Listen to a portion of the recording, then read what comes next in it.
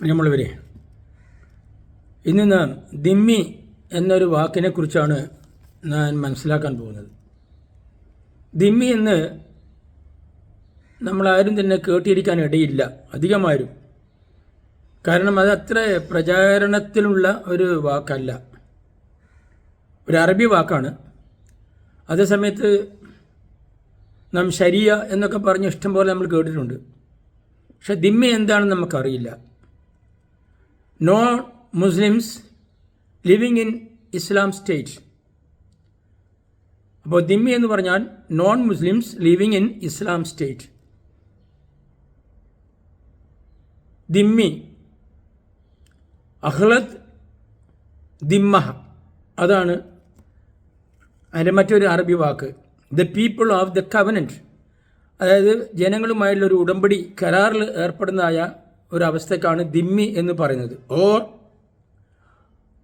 മുവാഹിദ്, MUAHID, മുവാഹിദ് is a historical term for non Muslims living in an Islamic state with legal protection, that is protected person. അപ്പോൾ എന്താണ് മൗഹിദ്? Is a historical term for non-Muslims living in an Islamic state with a legal protection, that is, protected person, referring to the state's obligatory under Sharia to protect the individual's life, property, as well as freedom of religion, in exchange for loyalty to the state and payment of the jizya tax. അപ്പോൾ ഒരു Islamic സ്റ്റേറ്റിൽ ജീവിച്ചു വരുന്ന അമുസ്ലിമുകളായിട്ടുള്ള ജനങ്ങൾ, അവർ ഗവൺമെൻറ്റിന് ജിസിയ നൽകണം. ജിസിയ എന്ന് പറഞ്ഞൊരു ടാക്സ് ഉണ്ട്.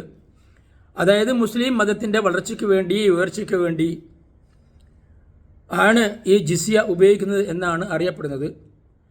ആ ജിസിയ എന്ന് പറഞ്ഞാൽ മുസ്ലിങ്ങൾക്ക് ആ ജിസിയ ബാധകമല്ല.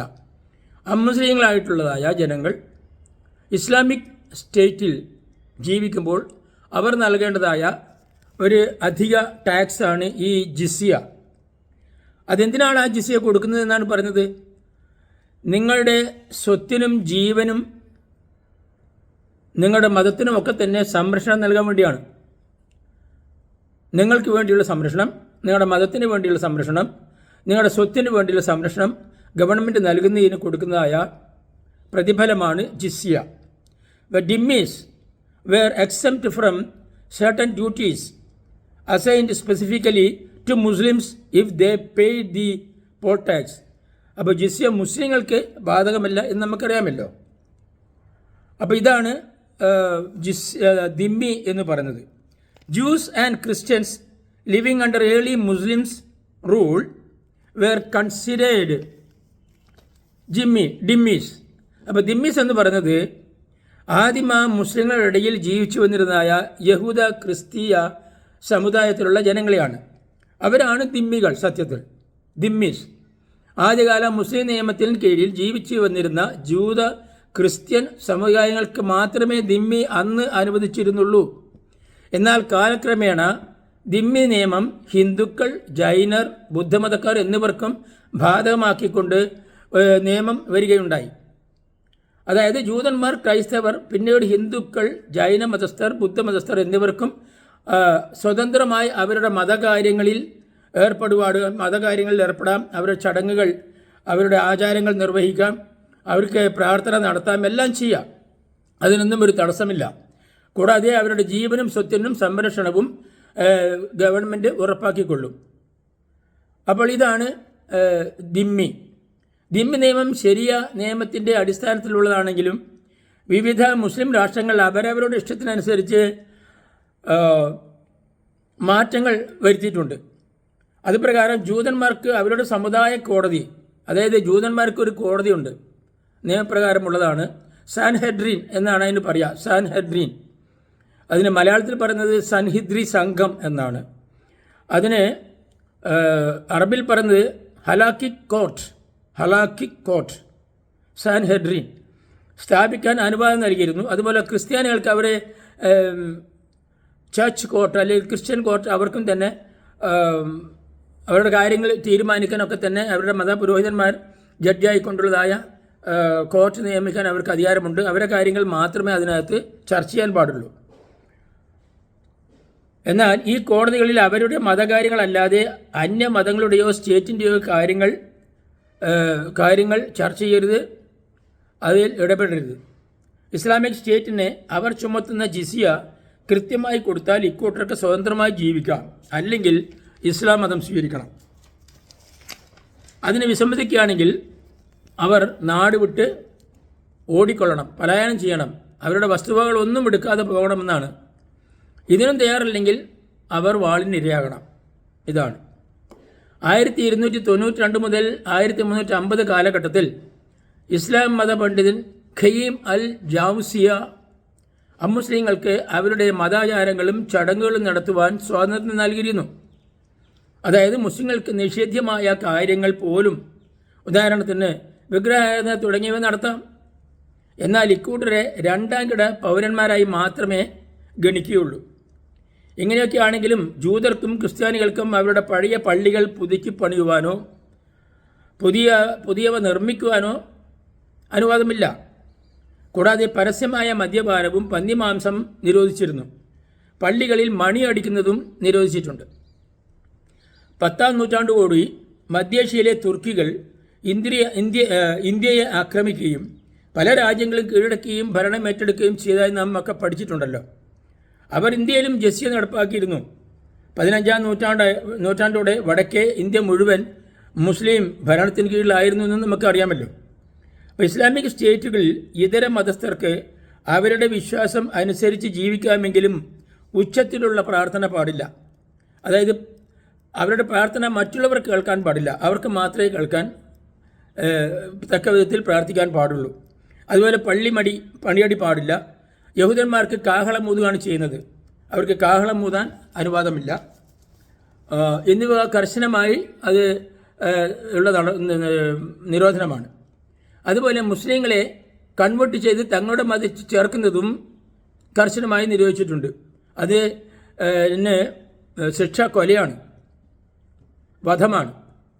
കൂടാതെ ദിമ്മികൾ കുതിരസവാരി, കഴുതസവാരി എന്നിവ ചെയ്യാൻ പാടില്ല.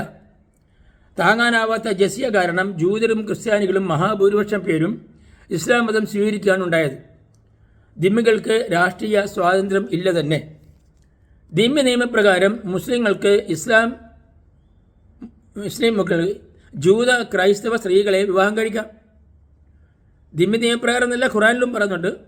അതായത് മുസ്ലിം ക്രൈസ്തവ സ്ത്രീകളെ മുസ്ലിം യുവാവിന് വിവാഹം കഴിക്കാം. അവരുടെ കുട്ടികൾ അതോടുകൂടി മുസ്ലിം ആയിക്കൊള്ളും. എന്നാൽ ഒരു മുസ്ലിം സ്ത്രീക്ക് ദിമ്മികളെ വിവാഹം കഴിക്കാൻ പാടില്ല. ഇതാണ് അവരുടെ ഒരു ഇരട്ടത്താപ്പ് നയ. ഖുറാൻ 9:29 ഒന്ന് വായിച്ച് നിങ്ങൾ നോക്കണം. ദിമ്മികൾ നിർബന്ധമായും ശരിയ നിയമത്തിന് വഴങ്ങി ജിസിയ കൊടുത്തുകൊള്ളണം, അല്ലെങ്കിൽ ഇരയാകണം. ജിസിയ അടയ്ക്കാത്തവരുടെ തല മുണ്ടനം ചെയ്യുകയും ഒരു പ്രത്യേക വസ്ത്രം ധരിപ്പിക്കുകയും ജയിലടക്കുകയും ആദ്യം ചെയ്യും. എന്നിട്ടും ജിസിയ ഒരു പീരീഡിനുള്ളിൽ അടച്ചിട്ടില്ലെങ്കിൽ അവരെ കൊന്നുകളയാണ് ചെയ്യുന്നത്, അവരെ വാളിനിരയാക്കും. അപ്പോൾ മുസ്ലിങ്ങൾ അടയ്ക്കേണ്ട നികുതി, അവർക്കും നികുതിയുണ്ട്. അത് 17 മുതൽ 20 വരെ ദിർഹമാണെങ്കിൽ ദിമ്മികൾ 30 മുതൽ 40 വരെ ദിർഹമാണ് അടയ്ക്കേണ്ടത്. അപ്പോൾ ജിസിയ അടക്കാത്ത സാമ്പത്തിക ശേഷിയില്ലാത്ത ദിമ്മികളെ രാജ്യത്തിൻ്റെ അതിർത്തികളിൽ നിർബന്ധിച്ച് പട്ടാളക്കാരായി നിയമിച്ചിരുന്നു. അതായത് യുവാക്കളായ യഹൂദ ക്രിസ്തീയ പുരുഷന്മാരെ ഈ അതിർത്തി കാക്കാൻ വേണ്ടി അവരെ യോദ്ധാക്കളായി അതിർത്തിയിൽ പട്ടാളക്കാരായി നിയമിക്കുന്ന ഒരു പതിവുണ്ട്. ഈ കാര്യങ്ങളൊക്കെ തന്നെ വിസ്തരിച്ച് നിങ്ങൾക്ക് അറിയണമെങ്കിൽ ഖുറാൻ 2:256, 109:6, 2:62, അതായത് സൂറ 2 ആയ 256, സൂറ 109 ആയ 6, സൂറ 2:62 വായിച്ചു നോക്കിയാൽ മനസ്സിലാവും. അപ്പോൾ ആധുനിക കാലത്തിൽ വൻകിട ഇസ്ലാമിക സ്റ്റേറ്റുകൾ ദിമ്മികളിൽ നിന്നും ജിസിയ, അതായത് ജിസിയ ഈടാക്കുന്നത് ഒഴിവാക്കിയിട്ടുണ്ട്. എന്നാൽ താലിബാൻ തീവ്രവാദികൾ ജിസിയ ചുമത്തി ഇപ്പോഴും പിരിക്കുന്നുണ്ട്. പാകിസ്ഥാനിൽ സിഖുകാരിൽ നിന്നും ജിസിയ ഇപ്പോഴും പിടിച്ചുകൊണ്ടിരിക്കുകയാണ്. 2013 ഈജിപ്തിലെ മുസ്ലിം ബ്രദർഹുഡ് 15,000-ൽ പരം വരുന്ന ക്രിസ്ത്യാനികളിൽ നിന്നും ജിസിയ കർശനമായി പിരിച്ചു വന്നിരുന്നു. 2014 ഫെബ്രുവരി മുതൽ ഇറാഖിൽ ക്രൈസ്തവരിൽ നിന്നും ജിസിയ ശേഖരിക്കുന്നുണ്ട്. ജിസിയ അടയ്ക്കാൻ കഴിവില്ലാത്തവരെ നിർബന്ധിച്ച് മതം മാറ്റുന്നതും അവിടെ പതിവാണ്. ISIL തീവ്രവാദ വിഭാഗമാണ് ഇതിൻ്റെ പിന്നിൽ. അപ്പോൾ ദിമ്മി എന്ന് പറയുന്ന വാക്കിൻ്റെ അർത്ഥം നിങ്ങൾക്ക് മനസ്സിലായി കാണും എന്ന് ഞാൻ വിശ്വസിക്കുന്നു. എന്നെ കേട്ട നിങ്ങൾക്ക് എല്ലാവർക്കും നന്ദി, നമസ്കാരം.